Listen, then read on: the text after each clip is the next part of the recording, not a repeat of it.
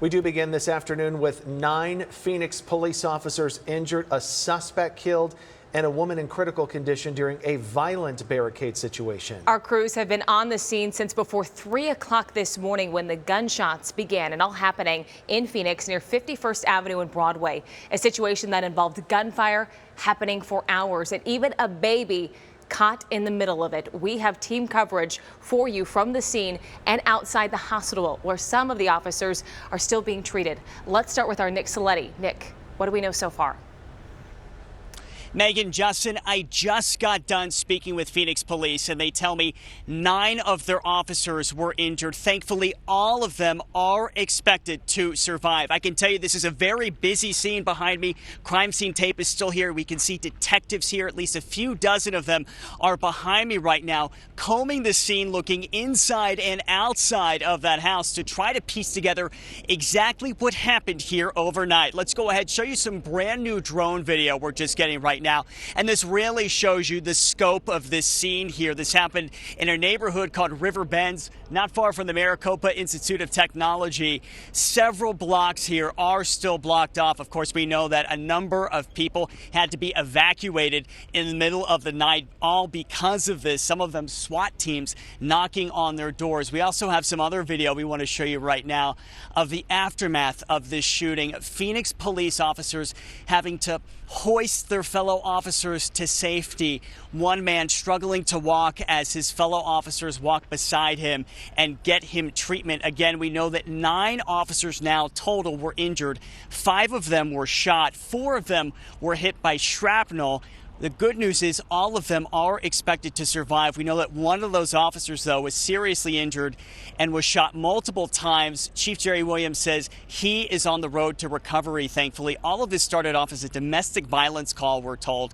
There was a shooting. We know a woman was shot and is critically injured. That's when Phoenix police arrived. We know that officer knocked on the door. The suspect actually invited him inside and ambushed him, shooting him, as we mentioned, several times there, seriously injuring him. At one point, we know another man walked out who was not the suspect with a baby girl in his arms. And this is what happened after that. An adult male came to the door holding a baby, an infant. He placed that infant on the ground in front of the front door and then walked out towards the officers where they began detaining him. Other officers also moved in to secure that infant.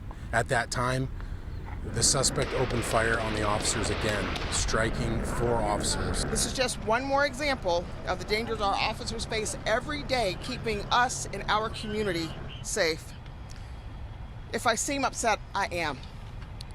This is senseless, it doesn't need to happen, and it continues to happen over and over again.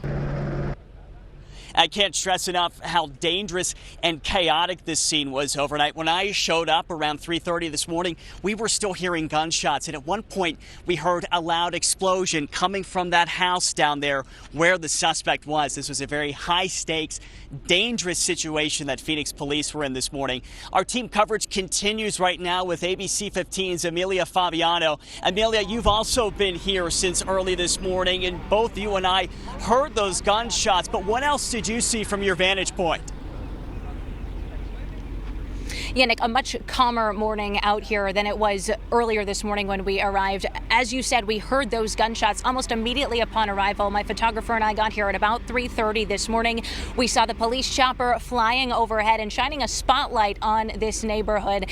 Clear that the situation was still unfolding. You can see police are investigating here still today. Police tape up, piecing together this investigation. But I want to go ahead and show you some video from overnight. I was able to catch up with our overnight photojournalist Rick Lebo, who was the first from our crew to arrive to this situation as it was unfolding. He was actually standing alongside these officers before this was all taped off and saw some of those officers get shot during that situation. He eventually had to move because of how dangerous it was with those bullets whizzing by these photographers' heads. As he mentioned to us, a very tense scene unfolding overnight. We also caught up with some of the neighbors out here as well. Some of them were asked to stay inside their homes for their own safety.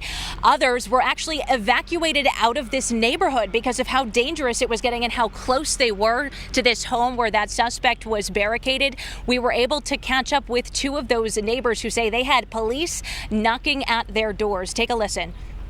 Window from the bathroom, it's like it's not covered, so I can see the helicopter, the drones, and everything is going on. And at first I didn't even want to turn out the light because I can see these windows. I can see everything through from the outside, and if you don't know what's happening, you just want to be sheltered. And they advised us to move to the back of the house because there was crossfire, and we went to the back and we've been out there ever since. Right before we came, they breached the door. We heard a loud boom, and then an officer escorted us out back here.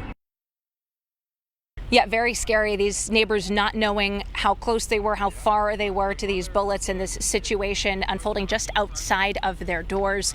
But none of them were hurt, luckily, and they are all okay. They are letting some neighbors in and out of this neighborhood here today. Obviously, this investigation is continuing. They said it will be for a good majority of the day here. There's a lot of parts. This crossed a lot of streets inside this neighborhood here. So this will be shut down most of the day to the general public. And of course, we'll be out here monitoring any of those developments. Another area we're monitoring developments is the hospital as well, where these officers and that woman who was shot were brought to Banner University Medical Center, where I want to turn it over to my colleague now, Claudia Rupsich, who's there standing by and bringing us updates from that hospital. Claudia. Amelia, of those 9 officers injured this morning, we know 5 of them were shot and taken to the hospital.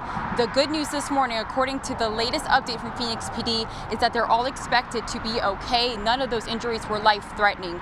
Out here about an hour ago outside Banner University Hospital, we saw some community members putting up blue ribbons, and they told us they were here to support those officers injured today, talking about how sad of a situation this was.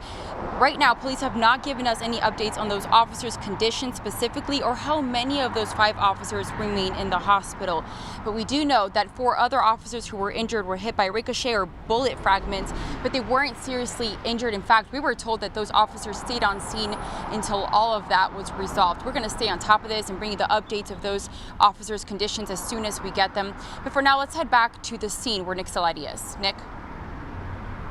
Yeah, Claudia, I want to mention this too. I spoke to an officer just a short time ago, and he wanted to stress to me just how dangerous and unpredictable these domestic violence incidents can be and just how emotionally charged people get. We do know that the suspect his girlfriend was the one who was critically injured, and that was their baby girl that they shared together. They're still working to piece together exactly what led up to all of this, but they're just grateful this wasn't a whole lot worse when you think about the neighbors that had to be evacuated, and of course those 9 police officers who were injured. Our team coverage will continue here from the scene and the hospital on ABC 15 Arizona. Don't go anywhere.